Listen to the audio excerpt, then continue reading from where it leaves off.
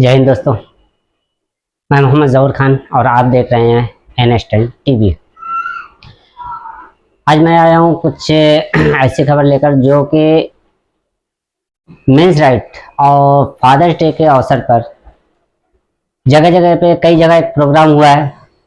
उसके बारे में पूरी डिटेल्स हम दिखाएंगे, लेकिन उससे पहले आप लोगों से गुजारिश है कि जो लोग मेरे चैनल को अब तक सब्सक्राइब नहीं किए हैं, चैनल सब्सक्राइब कर लें, लाइक करें, शेयर करें, बेल आइकन दबाना ना भूलें ताकि हमारी वीडियो आपको समय से मिलती रहे। तो आइए वीडियो शुरू करते हैं। ये हम दो जगह की रिपोर्ट दिखाएंगे। एक है इंदौर की, जो कि मिस्टर अशोक दसोरा जी, जो कि संस्था पौरुष इंदौर के वो अध्यक्ष हैं, और दूसरा इलाहाबाद हाई कोर्ट में जन कल्याण समिति द्वारा ये प्रोग्राम रखा गया है। तो आइए रिपोर्ट देखते हैं।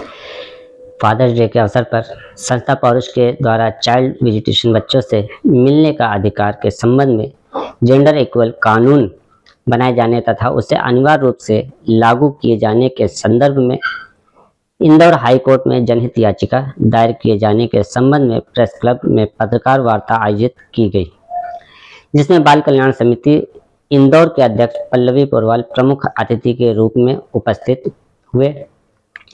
पत्रकार वार्ता को संबोधित करते हुए संस्था पौरुष के अध्यक्ष अशोक दसोरा ने बताया कि पति पत्नी के विवादों के चलते एक पक्ष पत्नियां मासूम बच्चों को लेकर चली जाती है तथा दूसरे पक्ष पति से वर्षों तक बच्चों को मिलने नहीं दिया जाता है, जिसके कारण अवयस्क बच्चों के अधिकारों का हनन होता है।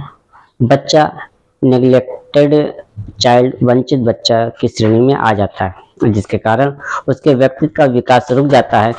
उक्त वंचित बच्चा भविष्य में एकांकी, अंतर्मुखी, मंदबुद्धि एवं किसी किसी मामले में अपराधी एवं असामाजिक हो जाता है, जो समाज के लिए नुकसानदायक होता है।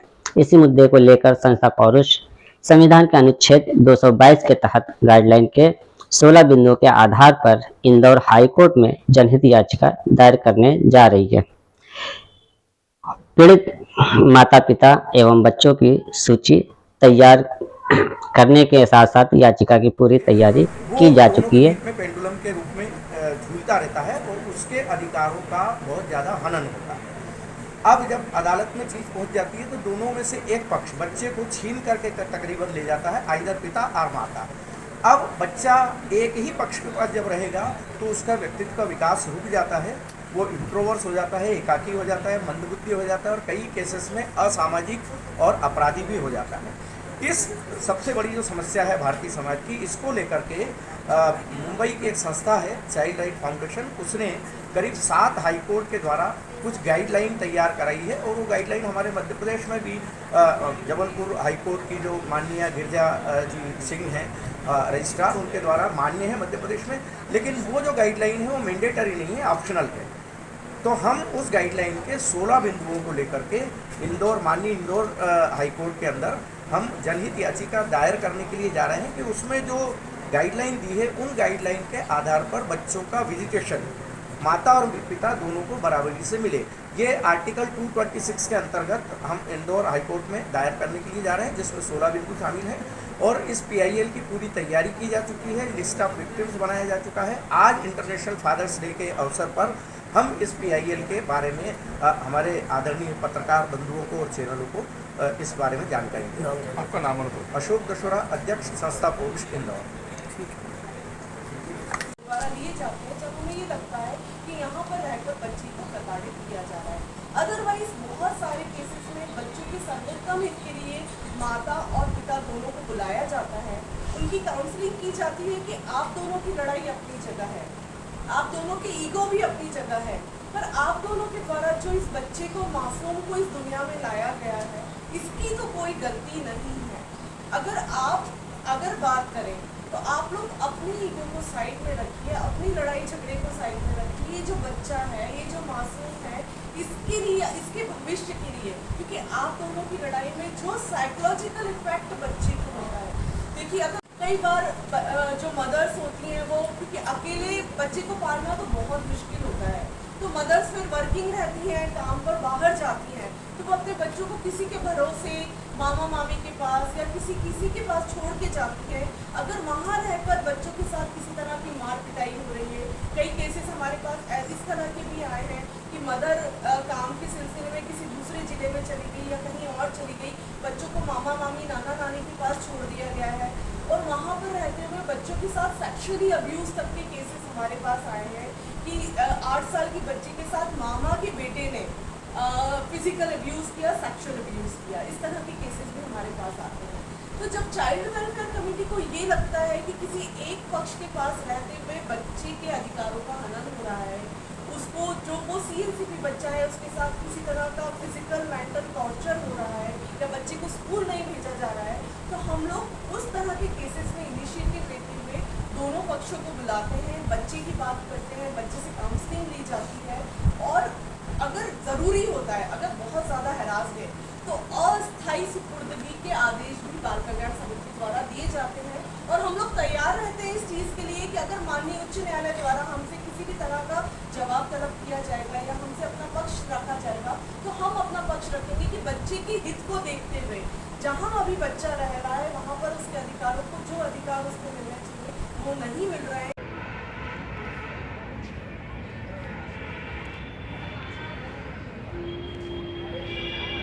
आज हम लोग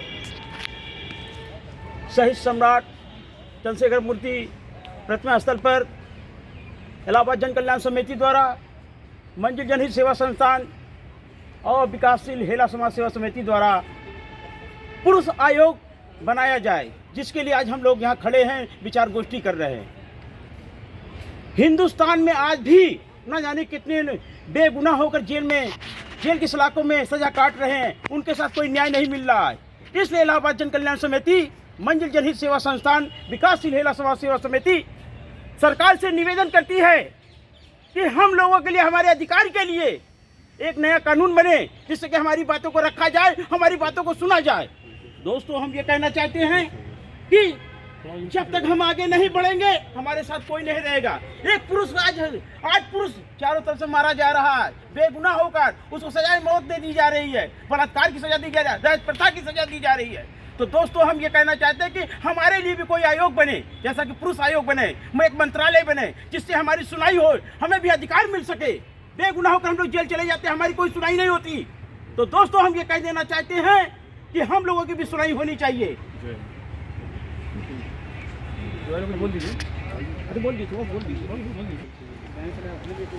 इलाहाबाद जन कल्याण समिति और सारी संस्थाएं मिलकर हम लोग पुरुष आयोग, राष्ट्रीय पुरुष आयोग और पुरुष मंत्रालय के लिए सरकार को लगातार पत्र भेज रहे हैं और इसके लिए पूरे भारत में हम लोग एक हस्ताक्षर अभियान भी चलाएंगे।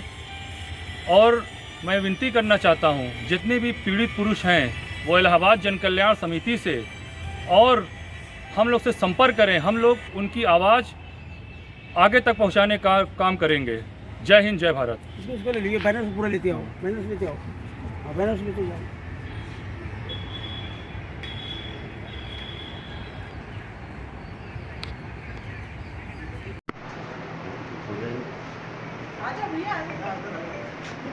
आ जाएंगे। हाँ, भले